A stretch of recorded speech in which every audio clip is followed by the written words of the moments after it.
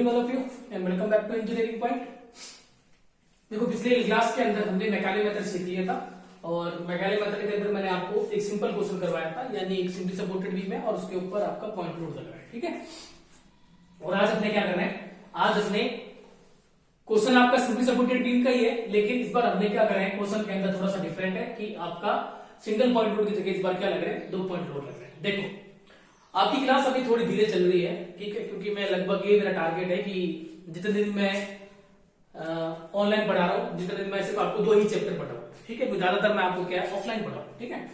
तो जहां तक टारगेट है कि जब दूसरा चैप्टर आपका हो जाएगा उसके बाद में हो जाऊंगा मैं अवेलेबल, ऑफलाइन के लिए अवेलेबल हो जाऊंगा। तो मान के चलो कि ये चैप्टर आपको ऑनलाइन पढ़ना है, ठीक है। तो इसलिए आपका कोर्स जो है थोड़ा सा धीरे चल रहा है और बेनिफिट ये है कि भाई 2 धीरे चल रहा है तो वो चीज आपका अच्छे से समझ में आएगी। और जो अपने ऑफलाइन में अवेलेबल हो जाएंगे तो वहां पर अपने थोड़ा सा घंटे बढ़ा देंगे, ठीक है, क्योंकि ऑफलाइन में क्या होता है कि अपने क्या कर सकते हैं, लंबी क्लासें ले सकते हैं। थोड़ा सा डिस्टर्बेंस होगी थी।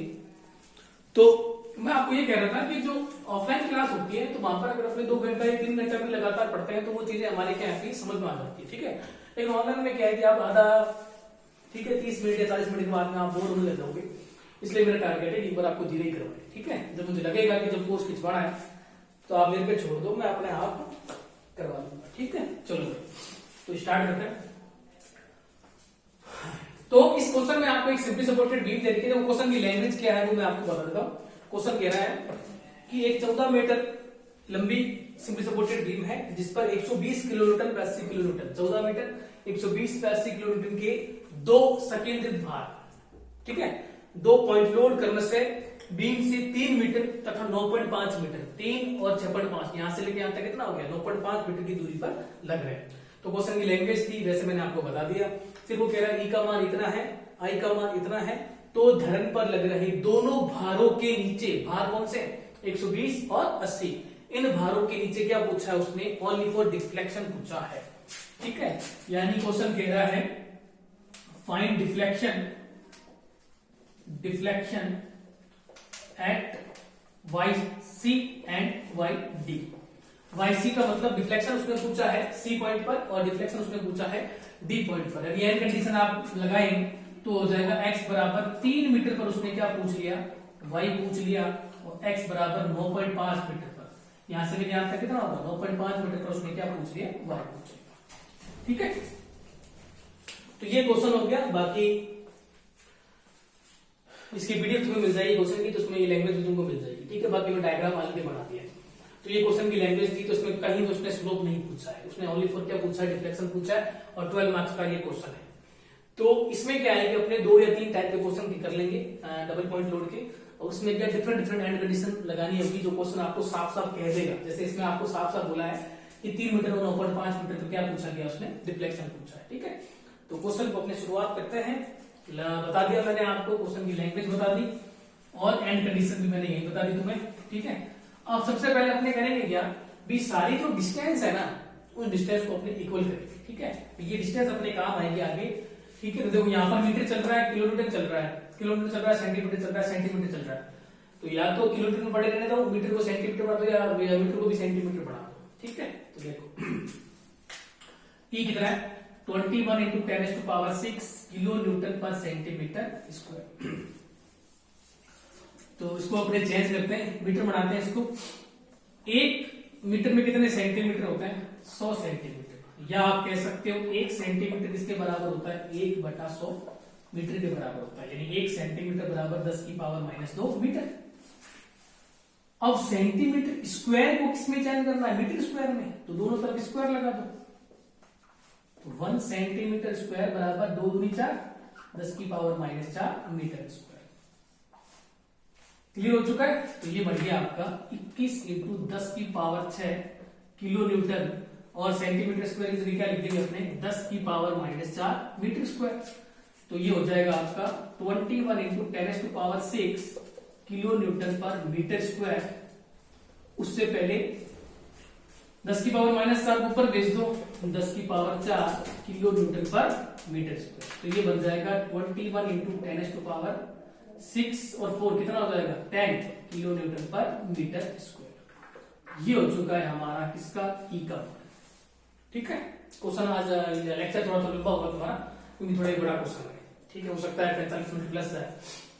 तो ई का मान हो गया आपका 21 × 10⁴ किलोमीटर पर मीटर स्क्वायर, ई चेंज कर दिया। अब आई की बारी है, आई कितना है 16 × 10⁴ सेंटीमीटर स्क्वायर, सेंटीमीटर स्क्वायर नहीं है ये, सेंटीमीटर की पावर 4 होगा, क्योंकि आई की पावर हमेशा कितनी होती है 4 होती है। चेंज कर दो तो 1 सेंटीमीटर बराबर 10 की पावर -4, फिर इसका आगे स्क्वायर करोगे तो 1 सेंटीमीटर की पावर 4 बराबर 10 की पावर -8 आ जाएगा, मीटर की पावर 4।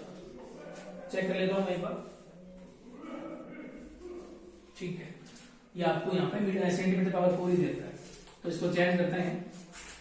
I = 16 × 10⁴ इंटू 10⁻⁻8 मीटर की पावर 4, तो आई आपके आ जाएगा 8 में 4 गया 16 × 10 की पावर -4 मीटर की पावर 4। ये आपके आई का मान आ चुका है, ठीक है।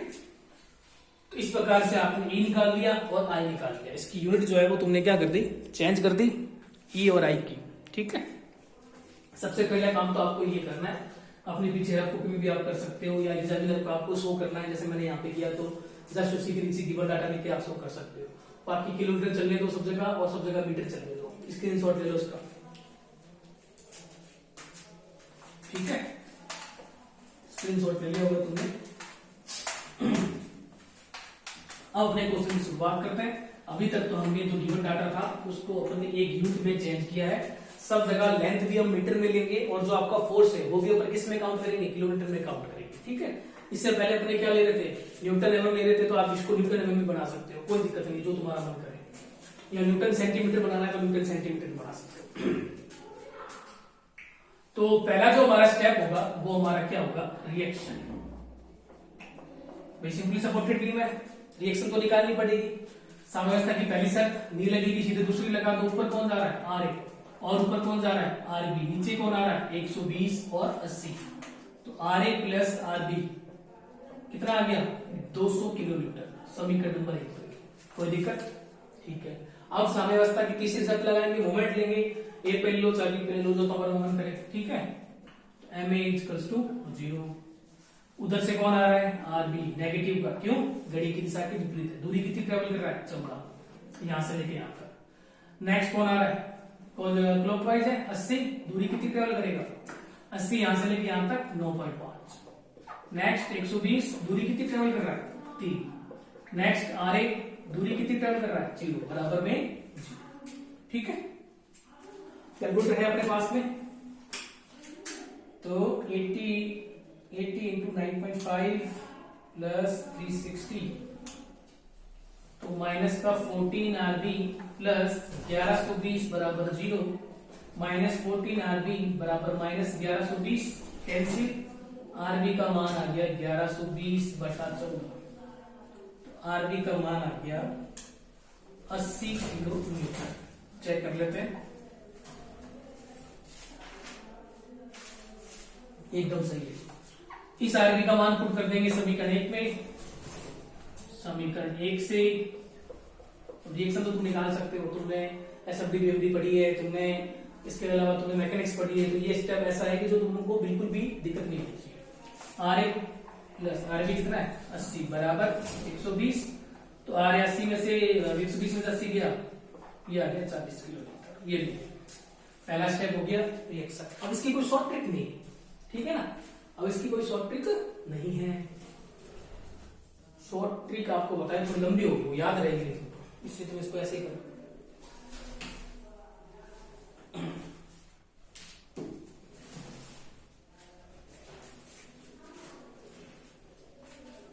एक मिनट, गलती होगी।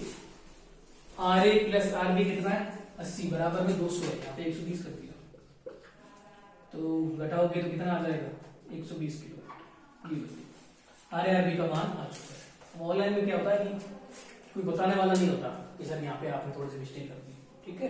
ऑफलाइन में क्या होता है कि बच्चे देख लेते हैं, बता देते हैं सर यहाँ पे 120 लिखना था, आपने 200 लिख दिया, ठीक है। तो स्क्रीनशॉट ले लो, आर ए आर बी की वैल्यू अपन ने निकाल ली। चलो अब अपने क्या कर देंगे, मैकाले विधि लगा देंगे। अभी तक तो अपन ने क्या किया था, रिएक्शन निकाल लिए, रिएक्शन शो कर दो, आर ए और आर बी का मान यहां पर शो कर दो। डायग्राम इसलिए थोड़ा बड़ा बनाया, आर ए है 120 और आर बी है 80, ये लो। अब पहला स्टेप आपका हो चुका है। पहला स्टेप आपका क्या होता है, रिएक्शन का। अब अपने लगाएंगे दूसरा स्टेप। दूसरा स्टेप क्या होता है, दूसरा स्टेप आपका होता है मैकाले विधि। तो मैकाले विधि लगाने पर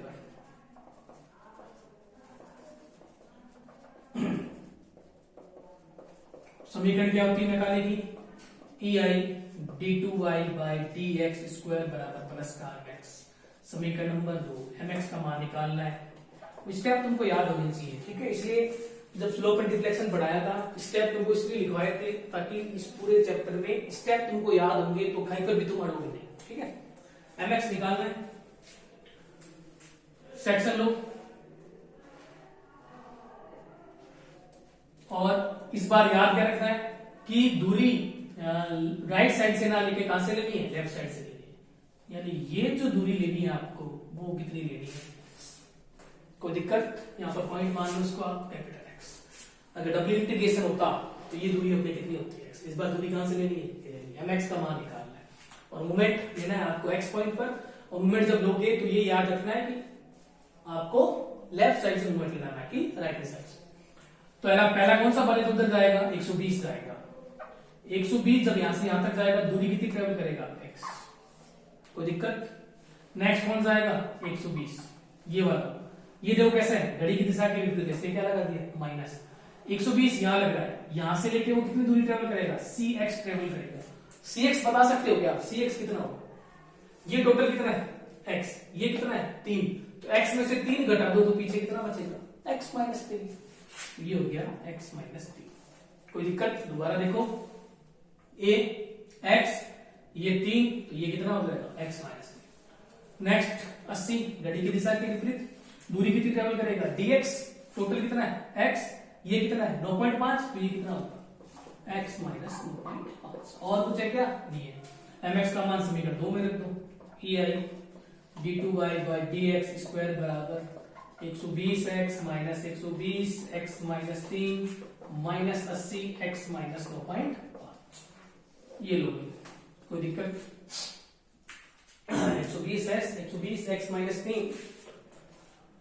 हम याद ये क्या रखना है कि इसके x की गुणा मत करना, अंदर गुणा करोगे थोड़ा क्या लंबा थोड़ा हो जाएगा, इसलिए तुम उसको ऐसे ही बड़ा कर दो। ऐसा नहीं कि तुम 120 कर गुणा करो, जैसे ये स्टेप को सोल्व कर दो, उसको सोल्व कर दो, तो वो फिर क्या है, लंबा थोड़ा हो जाएगा, ठीक है। अब इसका क्या करना है, समीकरण नंबर ये 3 है आपकी, इसका क्या करना है तुमको, इंटीग्रेशन, वो लिखना आप लैंग्वेज इंटीग्रेशन। हम सीधे कर लो direct, E I D two Y by D x square का हो जाएगा इंटीग्रेशन 120 बार इंटीग्रेशन किसका होगा, x का 120 बार इंटीग्रेशन x माइनस 3 का 80 बार इंटीग्रेशन x माइनस 9.5 का। कोई दिक्कत, कोई नहीं है। ई आई बताओ वैल्यू कितनी आती है, d Y by D x आती है 120, x का इंटीग्रेशन स्क्वायर बटा 2 माइनस 120, इसका इंटीग्रेशन x माइनस 3 का स्क्वायर बटा 2 80, इसका इंटीग्रेशन x माइनस 9.5 का स्क्वायर बटा 2। कल मैंने बताया था इस पूरे फंक्शन को x मानना, घात कितनी है, एक घात है, एक जोड़ो 2, नीचे भी कितना आता है 2, और इसको सही ढंग से लिख दो आप।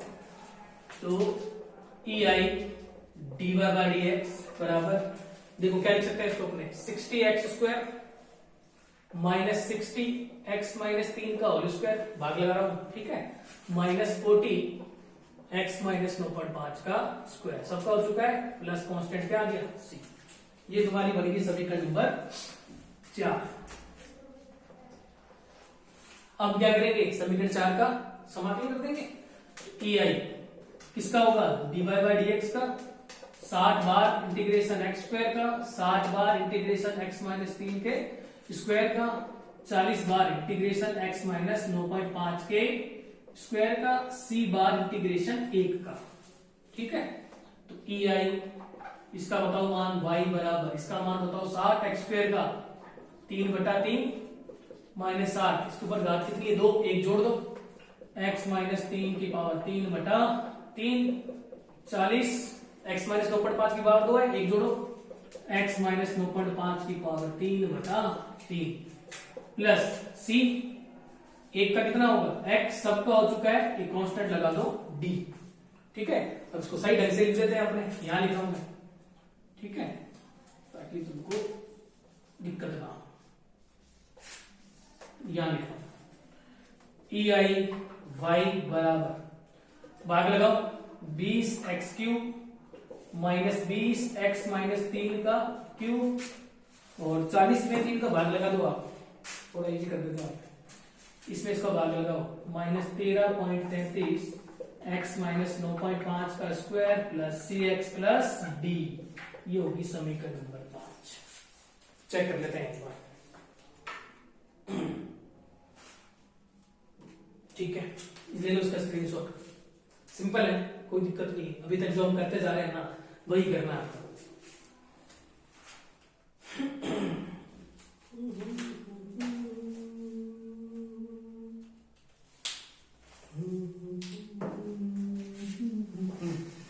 हो गया होगा, स्क्रीनशॉट ले लिया होगा तुमने। अब अपन को क्या करना है, अब अपन को एंड कंडीशन लगानी है। एंड कंडीशन भी किसमें लगानी है, जहां पर कांस्टेंट आ रहा है, कांस्टेंट आ रहा है एक तो चौथी में, एक आ रहा है पांचवी में, ठीक है। देखो एंड कंडीशन दो बार लगाई जाती है, एक बार तो कांस्टेंट का मान निकालने के लिए और दूसरी बार लगाई जाती है जो तुमसे पूछा गया है। अगर तुमसे स्लोप पूछा है तो सिर्फ स्लोप के लिए, तुमसे डिफ्लेक्शन पूछा है तो डिफ्लेक्शन के लिए, और अगर तुमसे दोनों पूछे हैं तो दोनों के लिए, ठीक है। तो पहले तो अपने कांस्टेंट निकालेंगे C और D, तो 4 और 5 को छोड़ के बाकी को मैं रफ कर दूं। स्क्रीनशॉट तुमने ले लिया होगा,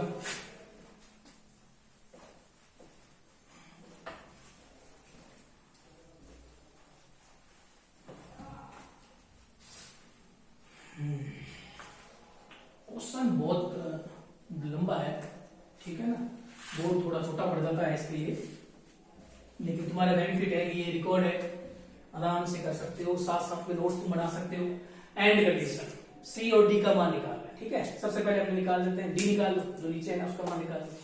डी किसमें आ रहा है, 5 में, 5 में कौन आ रहा है, वाई, वाई किस पॉइंट पर 0 होता है, वाई 0 होता है ए और बी पर। इजी कौन सा है, ए, एक्स बराबर 0, एक्स बराबर 0 पर वाई क्या होता है 0, समीकरण 5 से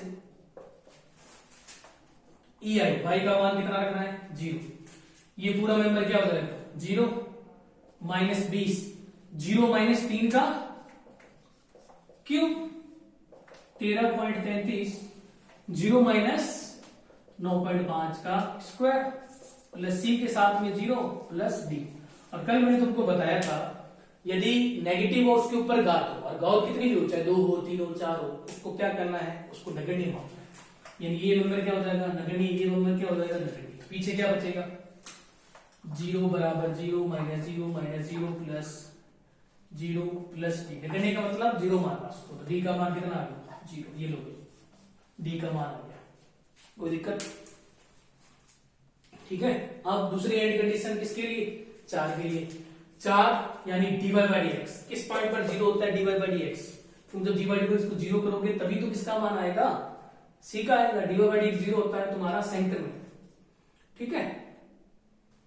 अब सेंटर में 0 होता है, यानी मैं ये बताना चाह रहा था आपको, जैसे ये देखो ये तुम्हारा पॉइंट नोड है, जब ये बीम डिफ्लेक्ट होगी ये होगी तो यहां पर क्या बनेगा, कौन बढ़ेगा, सेंटर में बढ़ता है क्या, नहीं बढ़ता, लेकिन वो लोड कब वो सेंटर में हो, तो इसमें अपने कह नहीं सकते कि वो सेंटर में 0 होगा, तो इसके लिए तुम्हें दूसरी कंडीशन लगानी है, ठीक है।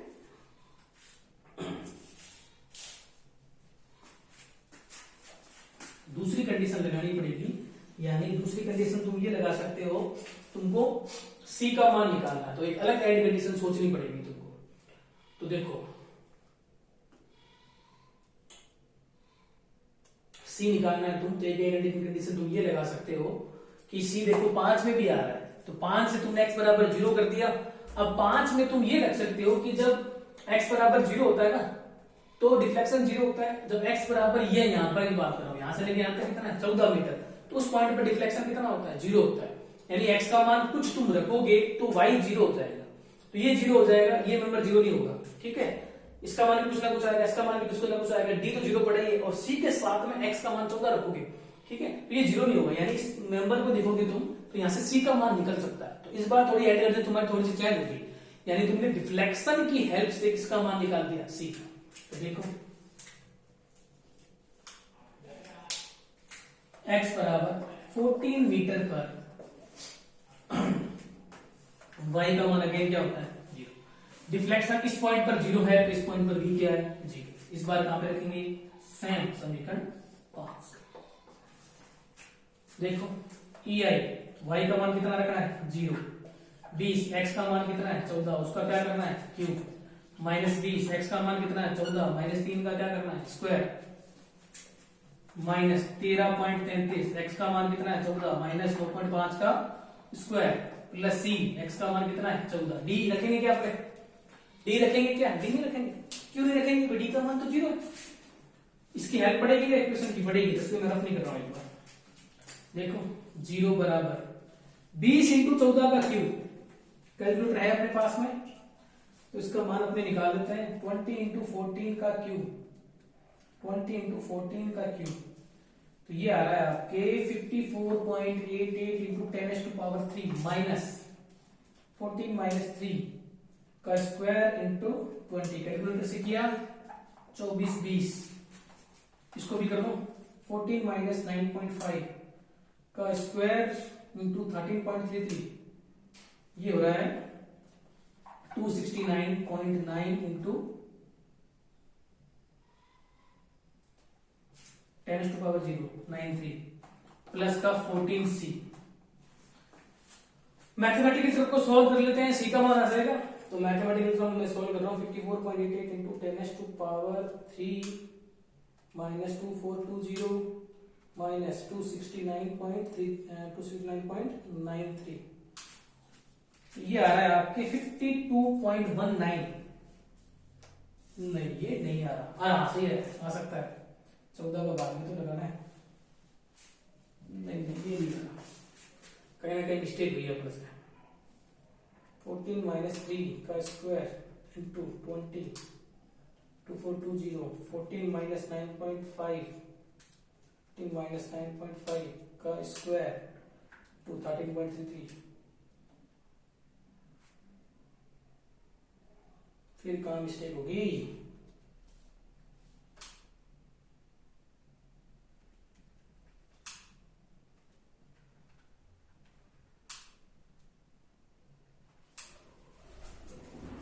सी का मान कॉपी में थोड़ा अलग आ रहा है। 20 इंटू 14 का क्यूब माइनस 20 इंटू 14 माइनस 3 का स्क्वायर माइनस 13.33, 14 माइनस 9.5 का क्यूब, यहां पर क्यूब है क्या, यस। एक छोटी छोटी गलती भी क्या होता है कि आपको ध्यान में रखना है, ये क्यूब है। अब तुम वहां पे होते अगर ऑफलाइन में तो तुम बता देते कि सर इसका स्क्वायर है, एक पावर जोड़ा 3 तो 3, ठीक है ना। ये छोटी छोटी गलती होती है जो क्या होता है कि हमें पता नहीं होता, इसका कोई फर्क नहीं पड़ेगा। यहाँ पे नगण्य मान लिया ना तुमने, तो यहाँ पर तो कोई फर्क पड़ेगा, ठीक है। 14 माइनस 9.5 का पावर का क्यूब इंटू 13.33,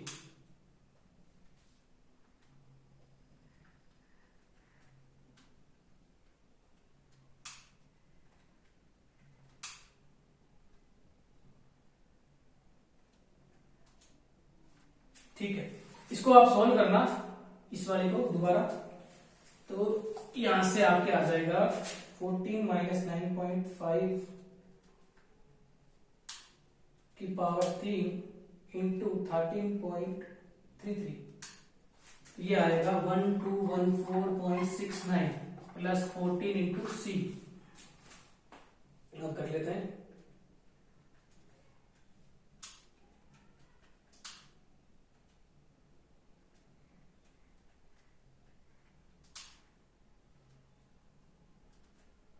ठीक है।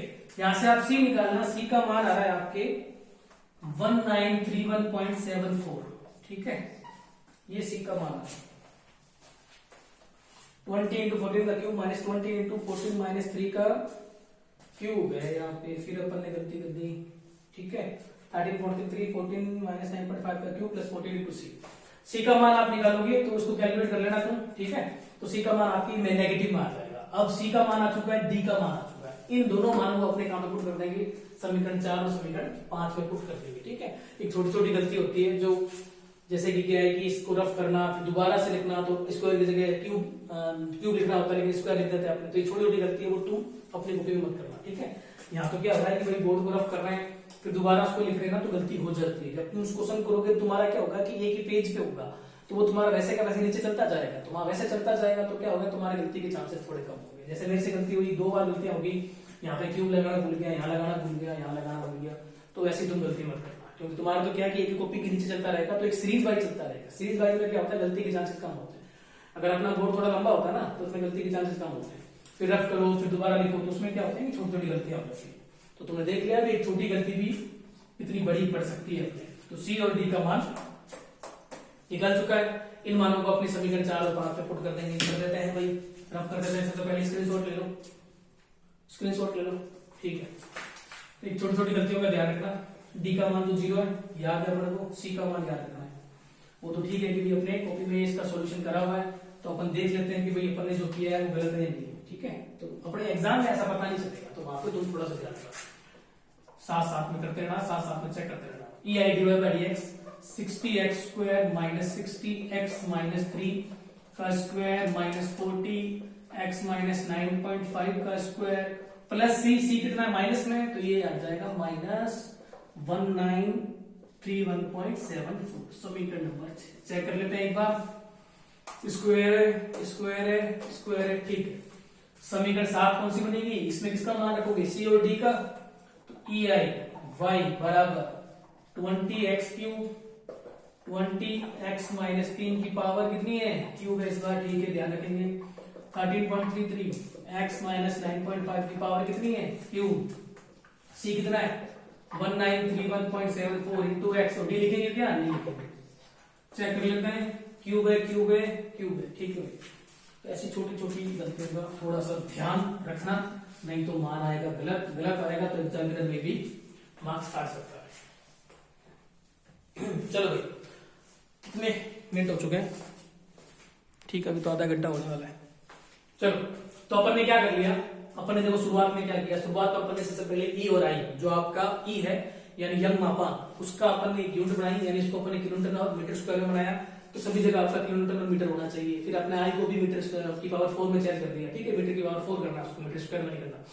फिर उसके बाद अपन ने रिएक्शंस निकाली, रिएक्शन के लिए साम्यावस्था की शर्तें लगा दी। फिर अपन ने मैकेनिकल विधि लगाई, मैकेनिकल विधि लगा के अपन ने एफएक्स का मान निकाला, एफएक्स का मान निकाल के पुट किया, पुट करके उसका एक बार समाकलन करोगे तो समीकरण बनेगी जिसमें क्या आएगा, dy बाई dx आएगा। अगेन जब करोगे तो उसमें y आएगा। y क्या होता है, डिफ्लेक्शन, dy बाई dx क्या होता है, स्लोप। इतना चीज हो चुकी है। उतना करने के बाद में तुमको क्या करना है, तुम्हें एंड कंडीशन लगानी है। ये जो एंड कंडीशन है वो तुम्हारे किसके लिए है, कांस्टेंट निकालने के लिए। अब इसमें कांस्टेंट कौन कौन से हैं, दो कांस्टेंट है, एक तो है c और दूसरा है d। सबसे पहले आपने d निकाल दिया x बराबर 0 रख के, अब c निकाल रहे हैं। तो c निकालने के लिए तुम एंड कंडीशन में फंस गए मतलब dy बाई dx किस पॉइंट पर 0 होगा, तो आप कंफर्म नहीं बता सकते। 14 मीटर के लिए आप कंफर्म नहीं बता सकते कि dy बाई dx किस पॉइंट पर 0 होगा। तो उसके लिए तुमने एंड कंडीशन को थोड़ा सा डिफरेंट कर दिया। डिफरेंट मतलब आपने जो समीकरण नंबर 5 है उसमें c और d दोनों आ रहे होते हैं, अब आपने समीकरण नंबर 5 उठा ली और उसकी हेल्प से तुमने क्या कर दिया, तुमने रखा x बराबर 14 मीटर पर, y को 0 किया और वहां से तुमने c को निकाल दिया। तो इस प्रकार से तुमने c और d निकाल दिए और फिर c और d को तुमने किसमें पुट कर लिया, 4 और 5 में। नई समीकरण बनी 6 और 7। इतना काम हम कर चुके हैं, 2-3 बार अपन बोर्ड को भी रख चुके हैं, ठीक है। कोई क्वेश्चन थोड़ा लंबा है लेकिन मार्क्स मिलेंगे आपको 12 मार्क्स का, 10 मार्क्स का क्वेश्चन नहीं। चलो अब एंड कंडीशन लगा दी। अब जो एंड कंडीशन है ये तुम्हारे क्वेश्चन पर निर्भर करती है। अगर क्वेश्चन कहता मैक्सिमम स्लोप एंड डिफ्लेक्शन निकालो तो उस कंडीशन में अपने मैक्सिमम स्लोप एंड डिफ्लेक्शन निकालते हैं। अगर क्वेश्चन कहता है स्लोप निकालो तो स्लोप निकालना है, क्वेश्चन कह रहा है डिफ्लेक्शन तो डिफ्लेक्शन निकालना। अब क्वेश्चन को पढ़ो, क्वेश्चन कह रहा है भारों के नीचे, यानी भार मतलब सी भार सी पॉइंट पर लगने वाला भार और डी पॉइंट पर लगने वाला भार। सी पॉइंट को क्या बोलेंगे, एक्स बराबर 3 मीटर, डी पॉइंट को क्या बोलेंगे, एक्स बराबर 9.5 मीटर। तो एक मैं निकाल देता हूं, दूसरा तुम निकाल देना। तो आप बोलोगे एक्स बराबर 3 मीटर पर ओनली फॉर, उसने क्या पूछा है, डिफ्लेक्शन पूछा है, y निकालना है, यानी क्वेश्चन मार्क। किस समीकरण में, समीकरण 7। अब तुम कहोगे कि सर सी और डी निकालना दोनों जरूरी है क्या? भाई जरूरी है। क्यों? क्योंकि देखो भले ही आप स्लोप नहीं निकाल रहे हो, डिफ्लेक्शन तुम निकाल रहे हो, तो डिफ्लेक्शन में सी भी आता है डी भी आता है, वो दोनों निकालने पड़ेंगे तभी जाके मान आएगा। ठीक है सभी के साथ। ई आई वाई निकालना है 20, एक्स का मान कितना है 3, उसका क्या करना है क्यूब। थोड़ा पावर का ध्यान रखना, एक्स का मान कितना है 3 माइनस 3, उसका क्या करना है क्यूब, माइनस 13.33, एक्स का मान कितना है 3 माइनस 9.5, उसका फिर गलती करते थे क्यूब, माइनस 1931.74, एक्स का मान कितना है 3। ठीक है। ई आई वाई बराबर 20 इंटू 3 का क्यूब, ये आ रहा है 540 माइनस, तो ये नंबर 0 हो जाएगा, 3 में से 3 गया 0, 0 को जब 20 से गुणा करेंगे तो ये आ जाएगा। और ये देखो छोटी में से बड़ी वैल्यू घट रही है, यानी मान क्या आएगा नेगेटिव मान आएगा, और नेगेटिव के ऊपर घात है तो उसको क्या मान लेते हैं नगण्य। यही तो मैं बताना चाह रहा हूं कि भाई नेगेटिव टर्म आ रही है और उसके ऊपर घात आ रही है तो उसको नगण्य मान है, तो ये नगण्य हो गया। तो फिर क्या बचेगा 9031.74 इंटू टी। ठीक है, ई आई वाई बराबर ये आ रहा है आपके 5.25 इंटू 10⁻³ ठीक है, माइनस में आ रहा है वाई निकालना है, तो माइनस 5.25 इंटू 10⁻³ अपॉन ई आई की जगह ई आई का मान रख दो, तो वाई बराबर माइनस 5.25 इंटू 10⁻³ अपॉन ई का मान कितना है, देखो मैंने वो चेंज किया था ना, वो रखना है, कितना हो जाएगा 21 इंटू 10⁻10 इंटू आई का मान कितना हो जाएगा 16 इंटू 10⁻⁻4, यहां से वाई निकल जाएगा।